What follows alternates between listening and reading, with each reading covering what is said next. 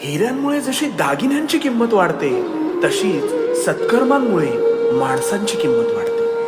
यशस्वी होण्याचा एकच उत्तम पर्याय आहे, तो म्हणजे दुसऱ्यांचं भलं झालेलं पाहण्याची ताकद आपल्या मनात असली पाहिजे. तू कोणालाही फसवू नकोस. मी आहे तुझ्या पाठीशी. तुझी कधीच फसवणूक होऊ देणार नाही. मोठा अधिकार, संपत्ती यांचा चिरकाल भरोसा मानू नये.